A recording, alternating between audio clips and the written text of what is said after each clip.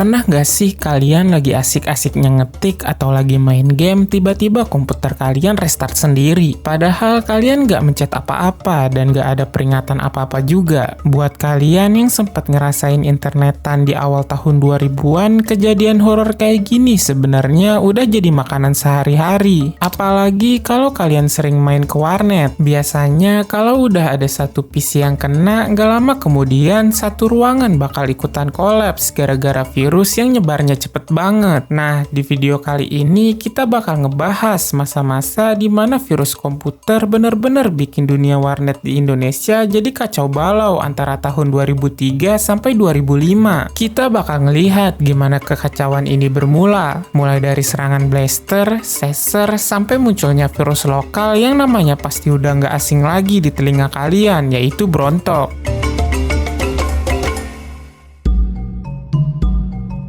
Jadi gini ceritanya, di awal tahun 2000-an, penggunaan komputer berbasis Windows itu lagi naik daun banget di seluruh dunia, termasuk di Indonesia. Tiba-tiba aja semua orang mulai pakai komputer, mulai dari buat kebutuhan rumah, sekolah, kantor, sampai puncaknya yang menjamburnya warnet di mana-mana. Masalahnya pas komputer lagi rame-ramenya dipakai, kesadaran soal keamanan sistem itu masih minim banget. Banyak dari kita yang masa bodoh atau emang belum kepikiran soal proteksi. Nah, di saat yang sama muncul jenis virus komputer baru yang disebut worm. Bedanya sama virus biasa, worm ini ibarat hama yang bisa nyebar sendiri lewat jaringan tanpa perlu kita pencet apa-apa. Jadi, komputer kalian bisa langsung tertular cuma gara-gara terhubung ke jaringan yang sama dengan komputer yang sudah sakit. Karena sifatnya yang mandiri ini, si worm jadi susah banget dikendaliin. Dalam waktu singkat, satu PC yang terinfeksi bisa nyebarin virusnya ke banyak komputer lain dalam hitungan menit. Dan karena mayoritas pengguna saat itu belum paham cara ngelindungin komputer mereka, kejadian ini pun akhirnya jadi masalah yang benar-benar serius. Nah, biar kita dapat gambaran kenapa dampaknya bisa separah itu, kita harus lihat dulu gimana kondisi teknologi kita waktu itu. Zaman dulu, kebanyakan komputer kita masih pakai Windows 2000 atau Windows XP. Masalahnya, sistem operasi ini tuh punya celah keamanan yang bakal tetap kebuka kalau nggak rajin-rajin diupdate. Ditambah lagi saat itu internet di Indonesia lagi rame-ramenya dan hampir semua orang pergi ke warnet buat bisa online. Warnet ini jadi tempat nongkrong favorit buat anak muda, mulai dari main game online, buka email, sampai nyari informasi. Biasanya satu warnet itu punya puluhan komputer yang semuanya terhubung dalam satu jaringan lokal. Tapi masalahnya banyak warnet yang nggak melakukan pembaruan sistem secara rutin, entah karena nggak paham teknisnya atau emang faktor biaya. Kondisi inilah yang bikin situasinya jadi berbahaya banget. Begitu ada satu komputer aja yang kena virus, seluruh jaringan di warnet itu bakal langsung terancam ikut kena dampaknya. Kekacauan ini dimulai sekitar Agustus 2003 saat muncul virus worm bernama Blaster. Virus ini pinter banget nyari celah keamanan di Windows 2000 dan Windows XP. Dan yang bikin ngeri, Blaster nggak butuh kita buat klik file aneh atau buka email. Dia bisa langsung nyebar gitu aja lewat jaringan. Begitu komputer kemasukan virus ini, gejalanya bakal langsung kelihatan dan cukup nyebelin. Salah satu ciri utamanya adalah komputer kalian bakal sering restart sendiri secara otomatis. Selain itu, layanan sistem di Windows juga nggak bakal jalan dengan normal. Buat kalian yang pakai komputer di rumah, masalah ini pasti ganggu banget. Tapi buat pengusaha warnet, ini tuh benar-benar jadi mimpi buruk. Bayangin aja, komputer yang harusnya dipakai buat cari duit malah bolak-balik mati nyala sendiri. Pelanggan jelas nggak bisa main dan operasional warnet pun jadi berantakan total. Masuk ke tahun 2004, muncul lagi worm baru bernama seser. Bisa dibilang seser ini jauh lebih agresif dibandingin Blaster. Virus ini bakal otomatis nyisir seluruh jaringan, terus langsung nularin komputer lain yang celah keamanannya masih kebuka. Sama kayak kasus sebelumnya, seser ini juga bikin komputer jadi terus-terusan restart. Bedanya, proses ini terjadi berulang kali tanpa ada peringatan sama sekali, yang ujung-ujungnya bikin komputer jadi nggak bisa dipakai buat kerja atau main. Gangguan ini nggak main-main, karena banyak perusahaan sama institusi di berbagai negara yang operasionalnya sampai keganggu.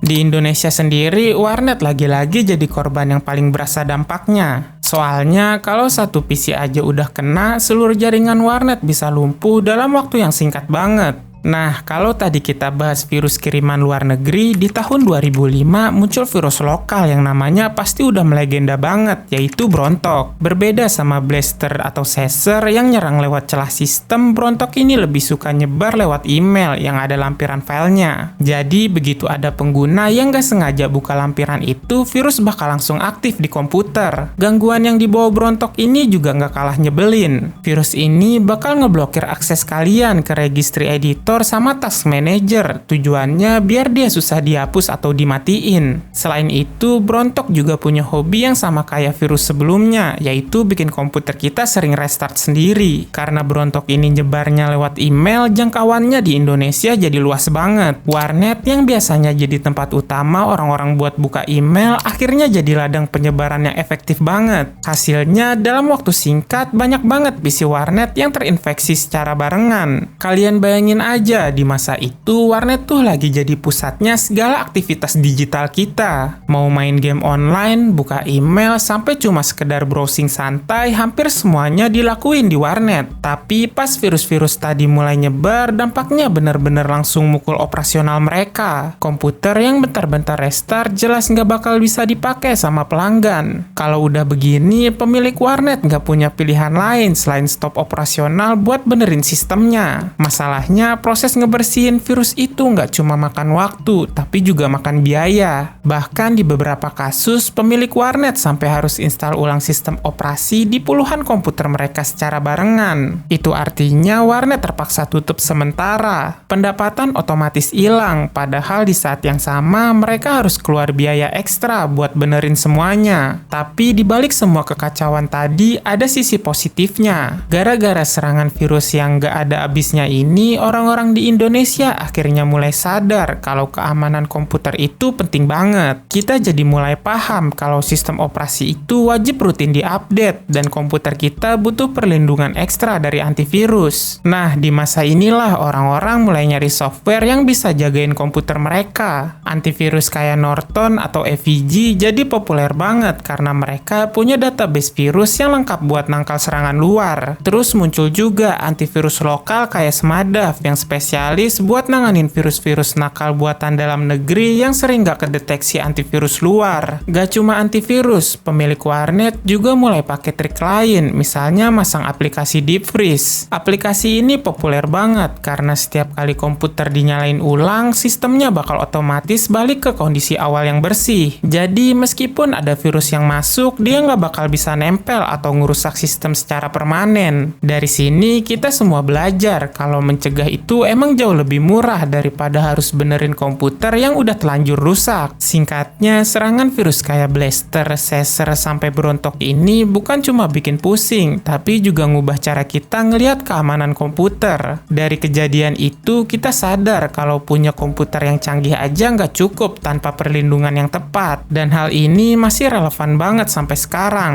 Bedanya kalau dulu virus itu pamer kekuatan dengan bikin komputer bolak-balik restart, tapi sekarang mereka jauh lebih bahaya karena fokusnya udah ke pencurian data atau ransomware. Pada intinya, ancaman digital bakal terus ada ngikutin perkembangan zaman. Jadi pastiin kalau kalian tetap waspada sama ancaman dari luar. Jika kalian tertarik dengan video seperti ini dan ingin tahu rahasia dapur Opera Mini yang bisa bikin HP kentang internetan, kalian bisa klik thumbnail yang muncul di layar. Terima kasih sudah menonton video ini. Jangan lupa untuk like, share, dan subscribe channel ini, dan sampai jumpa beberapa saat lagi.